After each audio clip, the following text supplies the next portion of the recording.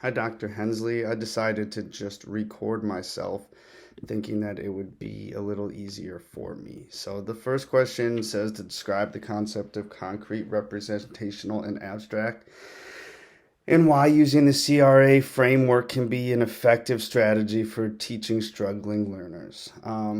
Well, we obviously use the template to create mini lesson plans, and especially for students with disabilities, concrete representational and abstract, and going in that order specifically can really help them have a much better understanding at the end. Because if you just start with abstract and try to teach them a math problem or something with them out actually not understanding like 8 plus 4, like what is that 8 and what does it look like and what does it represent, by starting at concrete and showing that that 8 is 8 blocks or 8 cubes or 8 something, they can visually see, they know 8, it's not going to change, they can refer back to it.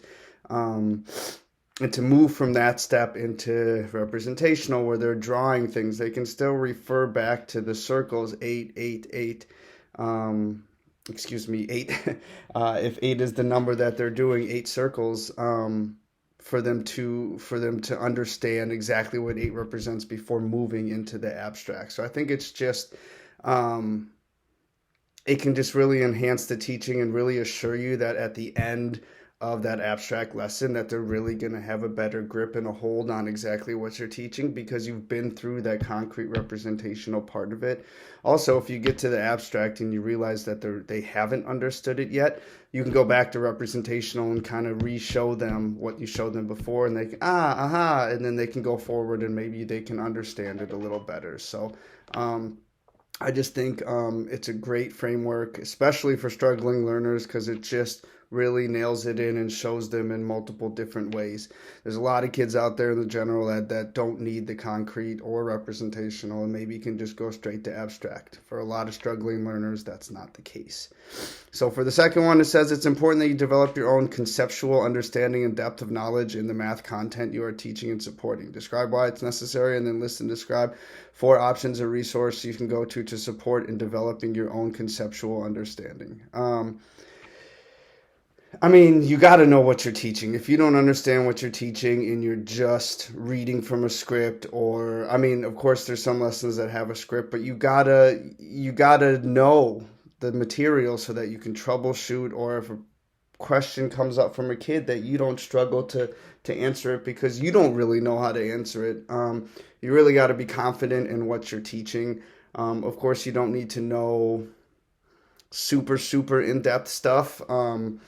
You know, I can only think of examples for like history and stuff. Like, sure, you're not going to know every single detail or fact of something, but you're going to know the majority of what you're teaching and how to troubleshoot questions and stuff like that.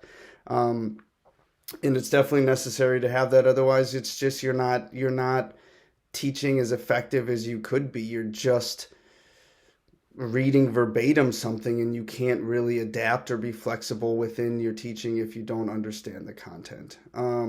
Other resources and things you can go to develop your own conceptual understanding.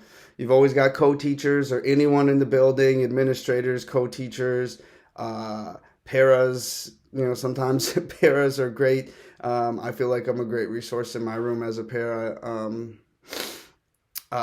So you can always do that. You can always go online and look at, there's plenty of good teaching resources and stuff online. Teachers pay teachers, all sorts of other free stuff too. I'm trying to think of other options or resources. Um, just do a lot of studying on your own and understanding why you're teaching what you're teaching, and look up the standards and look up the curriculum and go to your admin and or your union or your people and talk to them. So yeah, that's what I got. Dr. Hensley, thanks for a great semester. Thanks for a great whole program. I really enjoyed it. Enjoyed having you as a professor. So thanks. We'll see you soon.